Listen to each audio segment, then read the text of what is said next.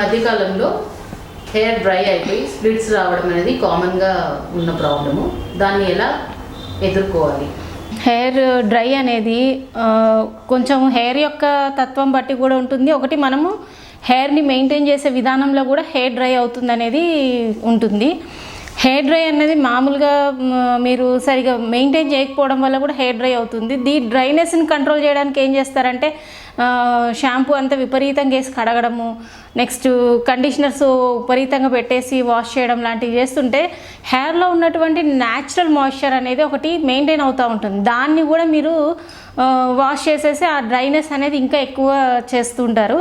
అలా కాకుండా మీరు షాంపూలు కూడా కొంచెం హెర్బల్ షాంపూస్ లాంటివి యూజ్ చేసి కండిషనర్స్ కూడా పూర్తిగా వాష్ చేసిన తర్వాత తడి మీద కాకుండా కొంచెం పెద్ద ఇది తీసుకొని తడి మీద మీరు కోమ్ చేసినప్పుడు ఏం చేస్తారంటే లాగుతారు. ఆ తడి వాటర్ అంతా పీల్చుకొని కూడా హెయిర్ మీరు ఈజీగా ఆ తడి మీద దువ్వేసరికి కట్ అయిపోయి స్ప్లిట్ అయిపోతుంది అక్కడ హెయిర్.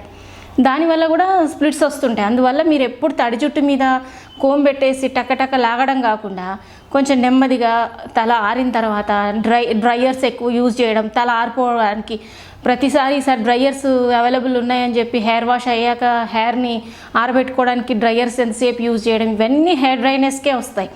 డ్రైనెస్ ఈ డ్రైయర్లు కాకుండా నార్మల్గా టవల్ డ్రై అయిన తర్వాత నెమ్మదిగా ఒక్కొక్క పాయ విధంగా తీసుకొని మీరు చిక్కులు తీసుకుంటూ నెమ్మదిగా చేసుకోవాలి. ఏదైనా లాగితే ఆల్రెడీ వాటర్ అంతా అబ్జర్వ్ అయ్యి ఉంటుంది కాబట్టి ఈజీగా తెగిపోయి స్ప్లిట్ వచ్చేస్తుంది అన్నమాట.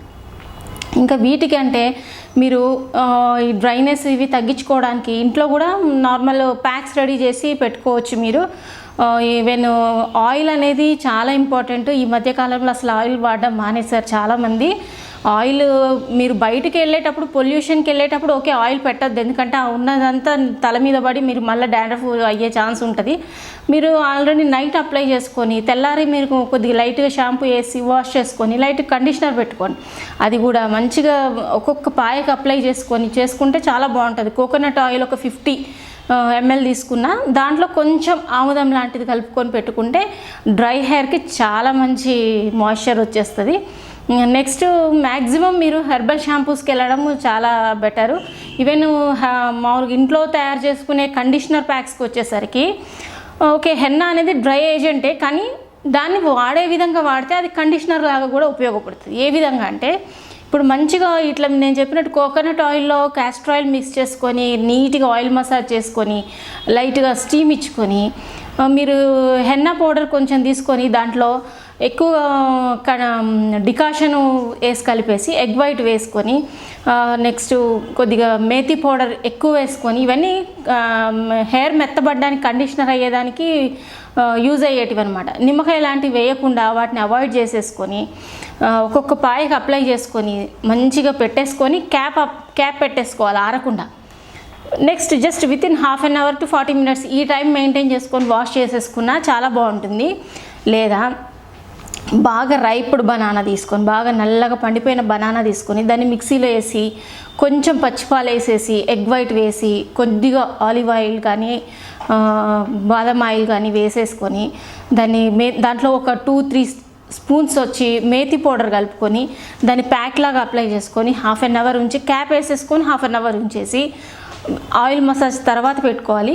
½ an hour ఉంచేసి వాష్ చేసుకుని షాంపూ లైట్ హెర్బల్ షాంపూతో వేసి చూడండి అసలు ఎంత బాగుంటుందో. కండిషనర్ అంత మనం ఎంత మెయింటైన్ చేస్తే హెయిర్ అనేది అంత బాగా మెయింటైన్ అవుతుంది. ఇప్పుడు హెర్బల్ ప్రోడక్ట్స్లో చాలా బాగా చేసుకోవచ్చు మనకు టైం ఉంటే. ఈ టైం లేని దాని మనం ఏం చేస్తామంటే ఎక్కువగా కండిషనర్స్కి కెమికల్ వాటికి అడిక్ట్ అయిపోతున్నాం. దానివల్ల అవి ఎక్కువ వేసి కడగడం ఎక్కువ వేసి రుద్దడం వారాల్లో ఆల్మోస్ట్ వాళ్ళు రోజు షాంపూస్ కండిషనర్స్ ఇట్లా వాడడం వల్ల హెయిర్లో ఉన్న న్యాచురల్ మాయిశ్చర్ వెళ్ళిపోయి డ్రై డ్యామేజ్ అయిపోతుంది. ప్లస్ దానికి హడావిడి లైఫ్లో డ్రైయర్స్ యూజ్ చేయడం వల్ల కూడా అయిపోతుంది.